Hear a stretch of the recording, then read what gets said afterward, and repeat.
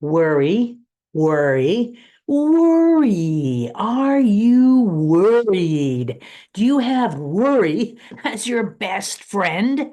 Now, there are two kinds of worry. The worry that you have where, you got to think about something, you've got to go through it, mull it over, and then you put in an action plan. You're going into action. And then there's the worry that just sits here. As like I said, like kind of like a friend, you're attached to it, and that just stays with you over and over, and you've got it with you, and you're worrying and thinking about it, and it's sucking your time and sucking your energy. And why not? Because if you're watching news, you're looking out there, what's going on a global affair, what might be going on at work, or maybe even in your family. Oh my gosh, it's just so awful, so negative. And that's what worry is. Worry is the real bad worry is where you're thinking and worrying about things in the future that you have no control over. There's a great word and it's called fear. Fear, FEAR, future events appearing real. And if you're doing that kind of worry that's sucking up your time and energy, and you don't want to do it anymore, then today I've got three techniques for you that you can put into practice if you want to part with your dear friend worry. I used to do a lot of worrying. I used to do a lot of stressing out over like everything and things that I had no control over, and they would drive me crazy. And then I had to make a change because it was affecting my health. And so I had a choice. Can you do something about this? Yes or no? And if the answer is no, it's gone. It's gone. And if the answer is yes, then figure out your action plan and get with it. Get with it. Anyway, the techniques I'm going to share with you today, two of them come from, and I love this little book. This is one of my favorite books. Positive Imaging by Norman Vincent Peale, Dr. Norman Vincent Peale. Now, I'm going to say right out of the starting gate, Norman Vincent Peale, a preacher, and if you don't want to hear the word God or don't like hearing about God, hey, you know what? Don't pick up the book. Don't pick up the book because he talks about God. He's a preacher. And so those are the first two tips on how to stop worrying. And then the third one that I'm going to share with you is one that I put into practice almost every day. And that one comes from New Age believers, also, talking about God, universal energy, and that is from Abraham and Esther Hicks. So, what are these techniques? And again, if you really, and some people really love their worries, they love them so much, they no matter what, they'd never part with them. And if you're one of those, then you know what? Don't watch this YouTube video or don't bother unless you've got nothing to do because you're worrying anyway and you just want to have this on. Anyway, here is technique number one. And these are stories that I'll share, one and two, come from Dr. Norman Vincent Peale's, and this is the story. A lady, he received, Dr. Norman Vincent Peale received a letter from a woman, and she used to do excessive worrying. Anyway, she found something that really worked for her, that let her use her time and her energy in a more productive way and not spend it worrying. What she did when she had a worry, something that she had trouble letting go of, she'd take a little slip of paper, she'd write down the worry, and then what she'd do, she'd fold it up and she'd put it into a teapot, an old teapot that she had high on a shelf in her kitchen. Every time she had a worry, write it down, put the piece of paper in the teapot, and then stick it back on the shelf.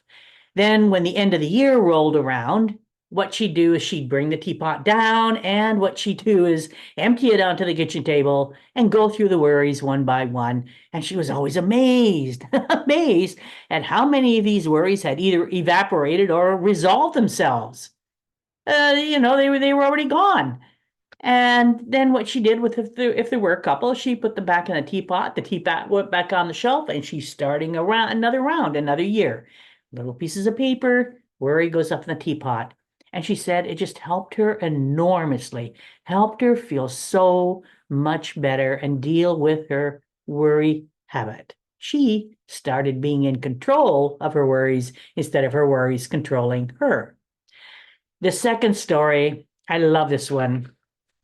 Actually came from a dear friend of his, and the friend started and became the president of a worry club, his Wednesday worry club. He was the only member of the club, and as I said, his president, and they would meet every Wednesday. He and his worries would meet every Wednesday at 4 o'clock. So in between that, if he had a worry, he had a little worry box on his desk and pop in a worry. If something else came up, they had trouble letting go, write it down, pop it into the box. And then Wednesday at 4 o'clock, he'd sit down at his desk and dump the worries on his desk and go through them. And he said it was just amazing, again, how many of these worries just evaporated. They had taken care of themselves quite well. Thank you very much. And if there was a worry or something that still hadn't resolved itself, he put it back into the box, and then it would be worried about at the next meeting, at the next Wednesday worry club meeting, which was 4 o'clock every Wednesday afternoon. How cool. How cool is that? And I think one of the great things about doing that in whether it's the teapot case or the Wednesday worry club case is that instead of letting this mill and mull around in your head, the worry, the thought, the depressing thing that's going on in your head, you're actually pulling it out and you're putting it on a piece of paper. You're writing it out, you're getting it outside yourself, putting it here and putting it into something external, which in itself is an act of really helping us get healthier in dealing with the stresses and the anxieties and the worries. Of course, then the other thing would be not to inundate yourself with all kinds of horrible things that you can find in the media, on television, or people want to talk about, oh, how awful this is. Are there some things that are upsetting? They definitely are. If you can do something about them, that's good. You can put it in an action plan. However, if it's just worrying and you have no control, you can't do anything about it, you can send out your love, your kindness, your compassion, but then you have to let it go because otherwise it'll just work on destroying you and affecting your health. So what's the third one? The third one is one that I practice, and I love this little phrase. Somebody actually shared it with me many, many years ago. And I went on the internet and I listened. There's a little video where the phrase is repeated over and over and over again. And the key with this phrase is to do it with feeling, and also to do it with vocal inflection, vocal variety. So the phrase is, everything is working out for me.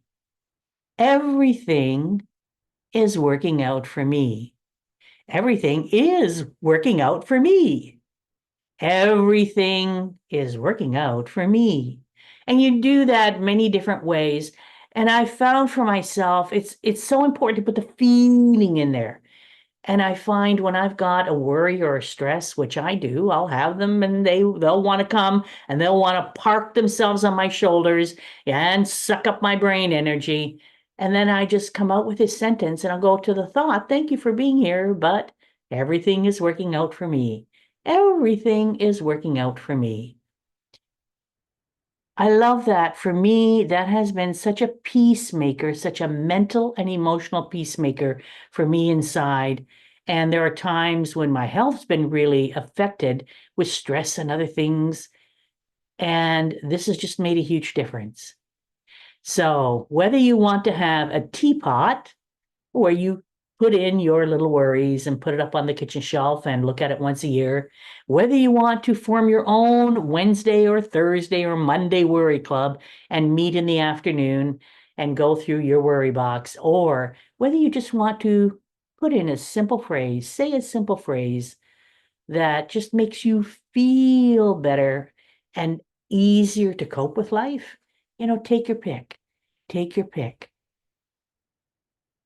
But practice one of them. Don't let worry grab you by the scruff of the neck and hold you down. That's not a good friend. Where you can do action, Think about something, put it into action, go do it.